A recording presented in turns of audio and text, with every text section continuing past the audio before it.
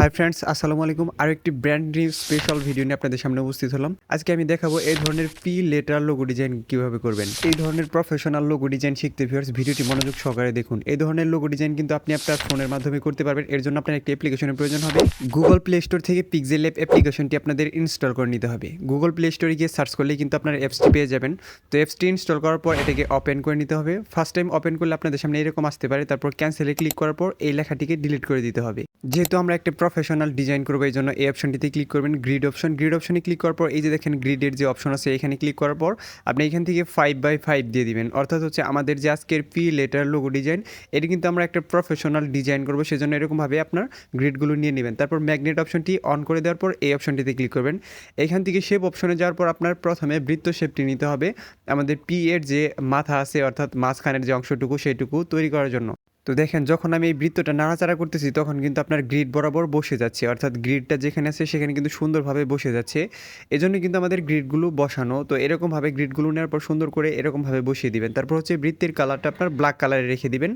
তো বৃত্তের colour black colour দেওয়ার পর আরেকটা ছোটো বৃত্ত কিন্তু অ্যাড করতে হবে, এবং কি আপনার পির যে লেটার আছে সেটা ডিজাইন করার জন্য আপনার আমি যেই প্রসেসগুলো ফলো করতেছি, আপনি পিক্সেল লেপ দিয়ে যদি ডিজাইন করে থাকেন তাহলে এই প্রসেস ছাড়া কিন্তু আপনি প্রফেশনাল পি লেটার লোগো ডিজাইনটি করতে পারবেন না। তারপর হচ্ছে এরকম ছোট্ট একটি বৃত্ত নিতে হবে পি এর মাঝখানে বসাই দেওয়ার জন্য।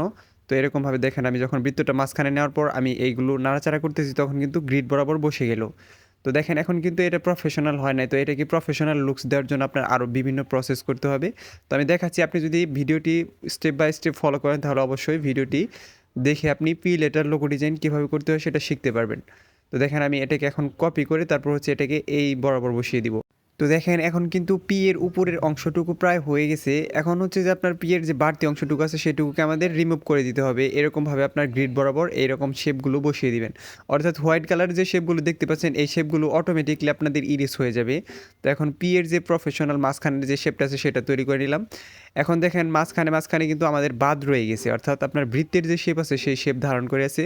তো এটাকে রিমুভ করার জন্য আপনার এরকম চারকোনাকার শেপ নিয়ে এটার কালার ব্ল্যাক কালার দিয়ে দিবেন যদি বৃত্তের পি এর ভিতরে থাকে। দেখেন নিচেও কিন্তু একটু অংশ বাদ রয়েছে, তো সেটুকুকে আমরা এরকমভাবে ঢেকে দেওয়ার পর এই শেপটার কালার ব্ল্যাক কালার দিয়ে দেবো, তাহলে কিন্তু এটা পূর্ণ হয়ে যাবে। তো এখন কিন্তু দেখেন প্রফেশনাল পিটা হয়ে গেছে, কিন্তু নিচের একটু অংশ বাদ রয়েছে, সেটা আমরা দেখাচ্ছি কীভাবে সেটা সাইজ করতে হবে। তো এরকমভাবে সবগুলো লেয়ারকে আপনি প্রথমে সিলেক্ট করার পর মার্জ করে নিতে হবে। আমি দেখাচ্ছি মার্জ কোথায় পাবেন। সবগুলো লেয়ার ভালোভাবে সিলেক্ট করার পর এই যে নিচে মার্জ অপশন এখানে ক্লিক করার পর ওকেতে ক্লিক করলে আপনার এটা একটা পিকচার হয়ে যাবে, অর্থাৎ মার্জ হয়ে যাবে। এখন এটা থেকে আমাদের সাদা কালার ইরেজ করে নিতে হবে, এই জন্য ইরেজ কালারে যাবেন, এটা ইনেবল করবেন, এইখান থেকে টলারেন্সটা বাড়িয়ে দিবেন। তো দেখতে পাচ্ছেন এখন কিন্তু আমাদের পিয়ের যে বাড়তি অংশগুলো ছিল সবগুলো কিন্তু রিমুভ হয়ে গেছে। এখন এটাকে নিচের যে অংশটা আছে অর্থাৎ পিয়ের যে স্টিক আছে সেই স্টিকটাকে সুন্দর রাউন্ড একটা ডিজাইন দেওয়ার জন্য আপনার একটা প্রসেস করতে হবে, অর্থাৎ আপনার মাস্ক অপশন দিয়ে কাজ করতে হবে। আমি দেখাচ্ছি কীভাবে কাজ করতে হয়। তো আমি গ্রিড অপশনটা অফ করে দেওয়ার পর এখান থেকে দেখেন এটা সিলেক্ট করার পর এদিকে স্ক্রল করে যাওয়ার পর এই যে দেখেন মাস্ক অপশন। তো এই অপশনটিতে যাওয়ার পর এখানে দেখেন প্রত্যেকটা ডটের মধ্যে দুইটা করে স্টিক আছে, সেই স্টিকগুলো দিয়েই কিন্তু আমাদের এই ডিজাইনটাকে কমপ্লিট করতে হবে। তো এরকমভাবে দেখেন এখন একটা রাউন্ডের মতো তৈরি করে নিতেছি আমি এখান থেকে। এই রাউন্ডটাকে বোঝার জন্য আপনি এই অপশনটাকে আপনি ইনেবল করে রাখতে পারেন। তো দেখেন এখন কিন্তু কেটে গেছে, এখন আপনি চাইলে ভালোভাবে সুন্দর করে রাউন্ডটাকে আপনি ডিজাইন করে নিতে পারবেন।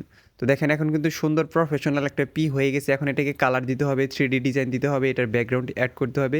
ভিডিওটি মনোযোগ সহকারে দেখলে আপনি খুব সহজেই কিন্তু এই ধরনের প্রফেশনাল লোগো ডিজাইনটি করতে পারবেন। তো এখন হচ্ছে যে এটার কালার ব্ল্যাক দেওয়ার পর এটাকে মার্জ করে একটা পিকচার বানিয়ে নিব, কারণ হচ্ছে এখান থেকে আমরা কালার ইরেজ করেছি এবং কি এখানে মাস্ক অপশন দিয়ে কাজ করেছি, এই জন্য কিন্তু আমরা আলাদা একটা শেপ নেওয়ার পর এটাকে মার্জ করে একটা পিকচার বানিয়ে নিলাম। এখন আমাদের বাড়তি সকল অংশ কিন্তু এর থেকে রিমুভ হয়ে গেছে। এখন কালার অপশনে যাওয়ার পর গ্রেডিয়েন্টে যাবেন, এখান থেকে দেখেন এই যে কালারগুলো তৈরি করা আছে, কালার তৈরি করার জন্য প্লাস আইকনে ক্লিক করবেন। তারপর এই যে দেখেন কালার প্যানেল আছে, উপরে হচ্ছে আপনার কালারের যে অ্যালাইনগুলো আছে, অর্থাৎ আপনার কোন ধরনের কালার চান আপনি, রাউন্ড নাকি উপরে আপনার হচ্ছে লাইন শেপ, এরকম আপনার অনেকগুলো কালারের এখানে অপশন আছে। তো দেখেন আমি প্রথমে মাঝখানে হলুদ কালারটি দিয়ে দিলাম, তারপর একটা কালার প্লাস এখানে ক্লিক করলে কিন্তু এখানে আপনি মাল্টিপল কালার চুজ করতে পারবেন। তো এখান থেকে দেখেন আমি রেড কালারটি সিলেক্ট করলাম। তারপর হচ্ছে এখান থেকে আমি রেড কালারটি ভালো দেখা যাচ্ছে না, এখান থেকে আমি কালারটা চেঞ্জ করে দিতে পারবো। তারপরে আরও চাইলে আপনি আরও কালার অ্যাড করতে পারবেন, প্লাস আইকনে ক্লিক করলে অ্যাড হবে, মাইনাস আইকনে ক্লিক করলে এটা কেটে যাবে।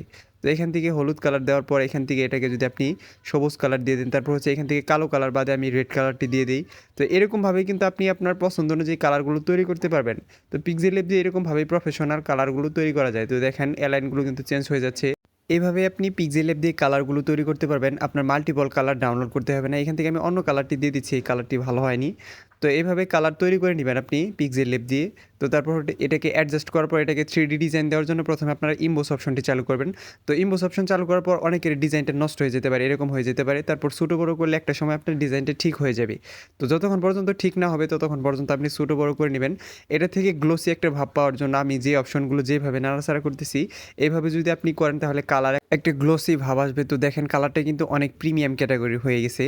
তো এরকমভাবে আপনার কালারটা ইমবোস অপশন থেকে গ্লোসি করে নিতে হবে। তারপর 3D ডিজাইন দেওয়ার জন্য শ্যাডো অপশনটি চালু করতে হবে। এখান থেকে এক্স পজিশনটাকে হালকা একটু মাইনাস করবেন 15-এর কাছাকাছি, ওয়াই পজিশনটাকে হালকা একটু প্লাস করে নেবেন 10-এর কাছাকাছি। তো দেখেন এটা কিন্তু 3D হয়ে গেছে। আপনি একটু বেশি চাইলে আর একটু বেশি করে নিতে পারেন। তারপর ব্যাকগ্রাউন্ড অ্যাড করার জন্য এখান থেকে ফ্রম গ্যালারি থেকে আমি ব্যাকগ্রাউন্ড অ্যাড করে নিচ্ছি। এই ব্যাকগ্রাউন্ডের ডাউনলোড লিঙ্ক আমি ডিসক্রিপশন বক্সে দিয়ে দিব, আপনারা সেখান থেকে ডাউনলোড করে নেবেন। তো ভিউয়ার্স, ভিডিওটি ভালো লেগে থাকলে দয়া করে আমার চ্যানেলটি সাবস্ক্রাইব করবেন। ধন্যবাদ সবাইকে ভিডিওটি দেখার জন্য।